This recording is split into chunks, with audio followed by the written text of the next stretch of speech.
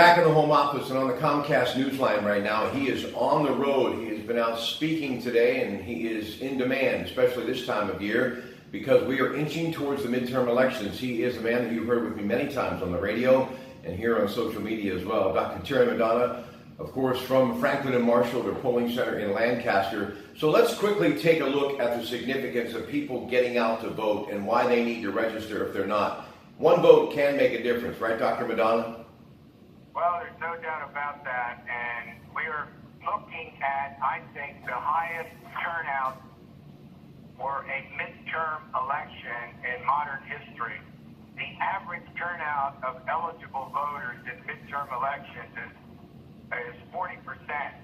I think we're heading for 45.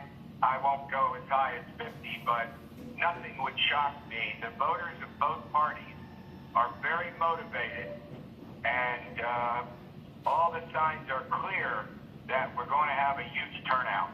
Let's talk about the 17th district, redistrict, and I watched a bit of the debate between Connor Lamb and Keith Rothfus. A lot of folks believe because of redistricting, it's going to be a very tough road for Congressman Keith Rothfus to remain in Congress. Your observations?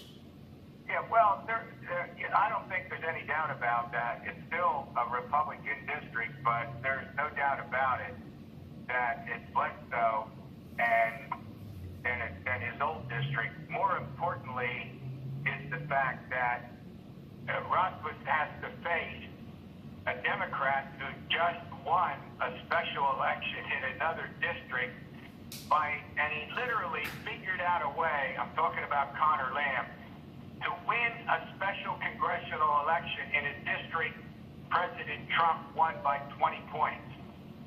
And he's worked out a set of arguments that appeals in the main to not just Democratic voters, but to some Republican voters as well, or Democratic voters who have been voting Republican in recent elections. And that's an important key, particularly in Beaver County, which did go for Donald Trump. Up next, let's take a look at the governor's race.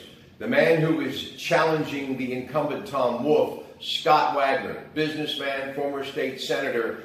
I like his message, but why is it difficult for him getting it out to the point where many people don't believe that he has much of a chance to unseat the governor, Governor Wolf?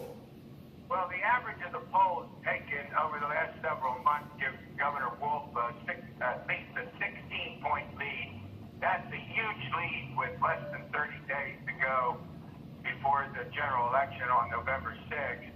The problem that Wagner has is Governor Wolf, from June until the middle of September, outspent him 4-1.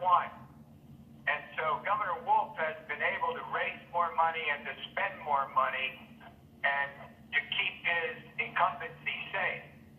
The other problem that Scott Wagner has is he hasn't found an issue. If you want to defeat an incumbent, particularly an incumbent governor, you need something to take to the voters that they care about, that resonates with them. The problem that Scott Wagner has, he hasn't found an issue. He talks about a lot of things, but it's not a specific issue that the voters turn around and say, oh yeah, I'm not going to vote for Governor Wolf because of that issue. He hasn't found one, and he's been working on it for months, and we're now down to less than 30 days. The Senate race, Lou Barletti facing the incumbent, Bob Casey. Senator Casey has about the same lead in the 16-point category. Again, Casey doesn't have what I call a big negative with the voters. Senator Casey also has done something over his career that Democrats have increasingly not done, and that is, if you go out into places like southwestern Pennsylvania where you're sitting, and you look at the old mining and mill towns, the voters out there that voted for President Trump, not for Secretary Clinton, Senator Clinton, the difference is that Casey has kept a lot of contacts and a lot of relationships with the voters in your part of the state. Historically, he's also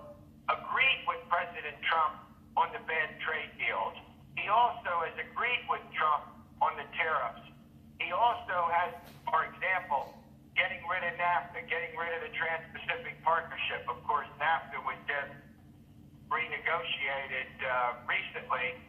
The bottom line is simple here. Casey doesn't have a big negative. Number two, he has kept touch with the voters that were important in President Trump's election in 2016. And as we move forward, and it's also a case where he is on other issues a pretty severe critic of the president. So he kind of has it both ways, if you will. He's got the Democrats who don't like Trump, and he also has a fair number of Trump supporters who are going to hang in with him through the general election. Travel safe, Dr. Madonna. Oh, my pleasure. Thank you. Have a great day, everybody. Good afternoon from your Pratte Pack.